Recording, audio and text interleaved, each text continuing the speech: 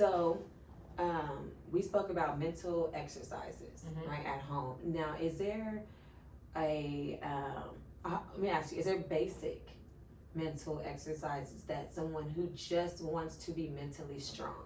Okay. That they can do. They can do. Okay. I love affirmations. Okay. And there are apps that you can use for affirmations, right? Okay. Affirmations are just positive words that uplift you. Gotcha. You know, I am powerful. Okay. I am worthy. I am good enough. Right. Other mental exercises that I give my clients. The S.T.O.P Technique. Okay. So say that you are experiencing like a lot of just negative thoughts in your mind, or say that you are about to be engaged in some sort of confrontation with someone in your family. Just stop. The S is S.T.O.P is an acronym. The S means stop. Whatever you're doing, whatever thoughts, okay, that you're thinking, stop it. You can even say it out loud. Stop. Wow. Okay. You know, even if someone feels like you're crazy, just tell them, hey, I'm doing my mental training right now. So the S means stop. Okay. The T means take a step back. Okay. The O means observe. Observe what's happening to you. You can even look in your environment. What's happened to you? What are you experiencing? And then P means proceed mindfully. You decide the next step that you need to do, okay, so that whatever thoughts, whatever emotions that you're experiencing in that moment, okay, that especially if they're distressing thoughts, can decrease, right? Gotcha. So S.T.O.P technique. Okay, that's something that anybody can practice to rewire their brain. Wow. Okay. And then I also like using my senses. Okay. Again, these are really good mental training tools. Okay. And they also help with emotion regulation. Okay. Self-soothing. And I think you were mentioning it earlier on when we met, you know. So again, say that you're struggling with a lot of negative emotions, negative thinking patterns, right? Self-soothing is a dialectical behavior therapy skills training. So your five senses, see, touch, taste, hear, smell, okay, have some sort of activity to appease those senses. Gotcha. Right? Touch. You said you have to be one with the ground. You have to feel. What does that provide for you? What does it do to you? It makes me feel, it gives my mental a release from the thought of feeling in bondage. Okay, yeah. And so that's why I have to touch the earth or touch the ground. And people you see me all the time, my shoes off. Everybody's like, why you all get shoes off? I'm like, I gotta know exactly where I am. Correct. And I have to absorb, so it makes me know, okay, I'm at the ground, see where I'm at, just like you said, observe, stop. Yes, absolutely. Yeah. So touch, okay, and then hear. I tell my clients, some sound that's able to soothe you. Okay, hearing. It can be some kind of music. One of my clients says she has a music of the week. She always has a music of the week. Okay, maybe it's the sound of water. Maybe it's the sound of the voice of your mother or some loved one. Right? Taste. Some taste that you like that just brings all the good feelings, good butterfly. Some of my clients, it's the mocha frappuccino from Starbucks. Other people, it's just peppermint, right? Okay. See, some kind of sight. Okay, maybe it's the sight of wood. Maybe it's the sight of cats. Maybe it's the sight of water, right? Okay. So see, touch, taste, hear, smell. Okay, so it's the last sense. Okay, it could be the smell of lavender. Okay, it could be the smell of citrus. Okay, so these are ways that we can retrain our brain. Okay. So that we are not focused on more negative thought patterns all the time, so it doesn't become habitual. And also a way to calm ourselves, to calm our emotion. And then another mental training tool that I use, gratitude journal. I use that a lot with many of my clients. So I give them a log, and before they talk about all the exhaustive, distressing events that happen in their lives, right? I like to start sessions again with specific clients. Tell me two things that you're grateful for, and it's different prompts. Two things that you're grateful for. Okay, one thing you saw today that made you smile, right? So there's different prompts for the gratitude journal, because again, the purpose of mental training is to rewire your mind, right? Something that a lot of individuals don't know. We can teach ourselves how to be depressed. We can teach ourselves to be more traumatized. We're victims of PTSD, You're diagnosed with PTSD, but you can teach yourself how to become more traumatized. Wow. You can teach yourself how to become anxious. So if you can teach yourself, how to develop mental illness, you should be able to teach yourself how to recover from mental illness. Wow. Right? So we need to rewire our brains, okay? And when we commit to mental training, when we commit to participating in the behaviors, our brain is just going to be rewired. Yeah, absolutely. Yeah. And just like you said, you can teach yourself. I can really relate to that because I had to make a choice between whether I wanted to stay depressed or whether I wanted to be healed. Like that was literally a choice. Correct. And but it was a point where I was comfortable being depressed. I'm like, yeah, I'm gonna sit here and sulk all day long. Yeah. I'm gonna sit here and be mad at the world. I'm gonna walk around. I'm not gonna care about nothing. Correct. I'm gonna leave you said something to me, don't care. Correct. Yeah.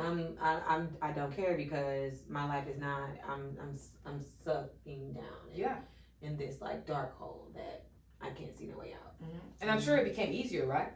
It did after like I was telling my friend the analogy last night of if you imagine a globe and that globe is all of your inner problems and you're almost in like push-up position. Yeah. And so I was telling her last night, I was like, when you're in that, we have that inner globe. And I had that globe on top of me. I had to be like, Mom, can you help me pick this globe up? Wow. I had to be like, hey, friend, can you help me pick this globe up? Yeah. Hey, sister. Hey, brother. Because this weight of the world is too heavy on me. Yeah. So I needed all hands on deck. Yeah. To help me pick that globe up. Yeah. And so when I reached out and said, hey, I needed help, I had to get to a point where I wasn't ashamed of saying I need help. Correct. Even if I told my mom, even if I told my brother, even if I told my best friend, hey, I need you to pray for me. Even if it was a quick text. My mental is not right today. I need you to, I just need a quick prayer. And half time they wouldn't even ask me what was going on. They'll be like, I got you. Correct. I'm gonna add you to my prayer. Yeah. I had people that I'm like, hey, you got a prayer closet? Add me in there. Correct. Add my mental in there. Yeah. I wasn't ashamed to say, add me in there. Correct. Wow. And you mentioned something, so actually a couple of things here. The globe, I love the globe analogy. I could just visualize that. And this is one of the reasons why it's so easy to be continually traumatized, continually depressed, because it's easier to stay in that position than to do the behaviors necessary to get out. Yes. The globe is so heavy. Depression is such a heavy burden to carry. Trauma is such a heavy burden to carry. So why would I lift this boulder off when I'm comfortable underneath and I don't have the power to push it off? Yeah. So and then it becomes your identity. Right. And so you also mentioned people. Mom, lift this up. My brother need me help. The importance of social support. It's important to reach out for help. So that's one of the basic thing for anybody. Going back to that tape analogy, if you cannot even get a scissors to cut one of those tapes up because you're so bounded, reach out for support. Even if it's just one person, you're just reaching out for support, and you never know, they may empower you, to cut more of the tape than they will. Right. Okay. So that's very important. And then you also mentioned prayer. Research. So many research studies have shown the importance of spirituality and religion, and not only protecting individuals against PTSD and depression and anxiety, but helping individuals to cope with those symptoms. Right. So these are important factors that are necessary when it comes to recovery from mental illness, when it comes to protecting individuals against symptoms of mental illness. That's important. Yeah, absolutely. And I think because with me being a creator, I always had to put a face to something, or always got to give it a something. So like if I look at, like, I would pick up a ball and write depression on it, and then I would put it, and I would give it a physical object, because then I can be like, boom, I'm beating you up, boom, this is what this ball means. Correct. If I'm looking at maybe something that I'm visualizing, and I'm like, you know what, you can represent shame, and I'm gonna put you as the punching bag. I'm gonna write shame on it. Then I'm gonna be boom, boom, boom, boom, boom all day long. Correct. Because this is what I'm beating down within me mentally. This is beyond what my arms are building up physically. This is my mental battles that I am physically doing every single day. So that's what helped me as well, is that I had to literally write down what I was beating up. Wow. Yeah. Yeah, seeing our struggles. Yes. You know, seeing them face on and not being afraid to confront them. Yes. Yeah. Yeah, just letting it be. So, you know, we had this great conversation. So let me ask you, you know, the woman that you're doing great things. You're helping people. You are helping people persevere, going in homes and being like, hey, I need you to just do this one step to see the light. What gives you that drive to be able to help people? Good question. My own personal spirituality, you know, in relationship with God, as I mentioned earlier, religion. Forgive me, my parents teaching myself and my siblings, you know, how to put our trust and our hope in God. That's something that I continued throughout my life.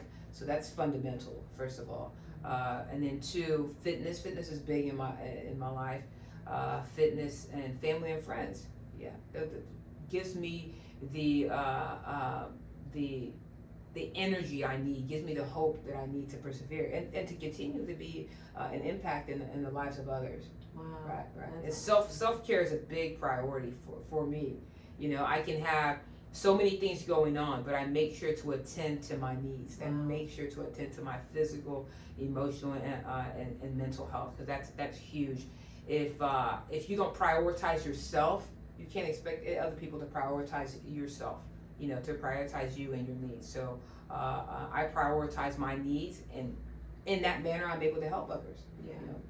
Absolutely. Mm-hmm. So, you know, and what you said was so powerful, because, you know, and that's something that you don't really realize until you see that your mental health is being affected when you don't put yourself first. You know how they say, oh, well, you know, a lot of us can feel selfish for putting ourselves first and putting our mental health first. So then we're so comfortable with putting ourselves on the back burner that we don't know the importance of putting ourselves first. So can you explain to us mentally why it's important to put yourself first? Not egotistically, because we can, oh yes, it's not about you in a sense, but as far as, you know, mentally, why is it important to put yourself first?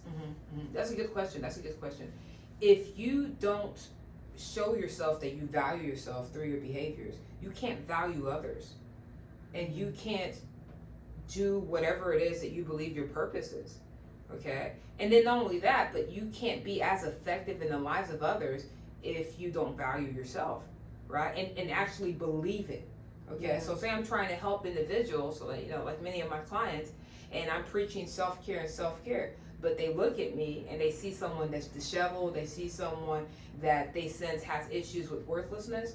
There's no way I'm going to be effective in their lives. Gotcha. You know, so we have to walk the walk also. You know, if you talk the talk, walk the walk. You know, make sure that your actions and your words align. Okay, Exactly. and then it's going to come out in the way that you communicate with others. Yeah. You know, so in terms of mentally valuing yourself and prioritizing yourself, it's always going to show through your words, right? We can always distinguish between someone based on how they carry themselves and how they speak, someone that actually values themselves versus someone that doesn't. Exactly. And we're not going to give a lot of time and attention to someone whose words, okay, are not aligning with their actions, you know, who's contradicting themselves and trying to tell us value ourselves, but they're not. They're putting everybody else first, okay? Their behaviors are not aligning and so forth, right? So it puts me in a position to be more effective in the lives of others, because I have made sure that my needs and my wants are prioritized. So do you have boundaries? Oh yes, very important. Yeah, thank you. Yeah, boundaries are significant because again, that's another way that you are saying that my life matters. Yes. Yeah, by setting boundaries, you know, and never apologize for setting boundaries, okay? Because again, just like with reprogramming our brain when we're talking about trauma and depression, boundaries are another way that we re-emphasize, okay, our thought processes. Okay, I'm valuable, right? So that thought right there, I'm valuable. What behaviors align with that thought? Well, making sure that my friends and family call instead of just barging into my house, right? Okay, making sure, so I'm valuable. Okay, that thought, what behaviors align? Making sure I'm not behaving, making sure that I'm not surrounding myself with friends, okay, that are causing me to participate in more negative behaviors. Gotcha. Right? Because those conflict, right? So boundaries are very important to re-emphasizing any sort of values that we have, okay, and but moreover, the fact that we prioritize our self-care and value ourselves. So what if your experience, what if you meet someone, you're like, well, you never been through what I've been through, so I'm going through this because this is I'm saying these things, or I'm saying within my depression because of this feeling. Mm-hmm. How do you relate to them? Mm-hmm. I get that all the time. The resistance. Clients resisting and so forth. Such as substance use. I've never experienced substance use. My parents have never drank alcohol at all whatsoever. So working with that population during my adolescence, that was difficult. And I understood perfectly when they were like, you've never been through this. Why are you in this field helping and so forth? And I get that from my clients all the time. Mm-hmm. I don't have to have experienced some sort of event to be able to empathize. Gotcha. Yeah. Yeah. No, you can't. Yeah. No, you're right. You're absolutely right. Yeah. So I can still empathize with your plight, with your struggle, with your substance use, with your PTSD. Okay, and still be helpful to you. Okay. But I can't control. I can't dictate if you want to accept my help. Yes. Right. So I can still empathize with you and provide you the support necessary.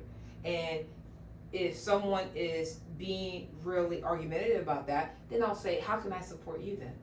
Yes. That's the best thing to ask. How can I support you in your journey, in your sobriety journey? How can I support you as you're experiencing the symptoms of PTSD? You just tell me where you want my place to be, because I want to offer that support for you. Because then you give room, then it gives that person room to say, digs within themselves to say, okay, this is the area that I need comfort in. Correct. And maybe it's just a hug. Exactly.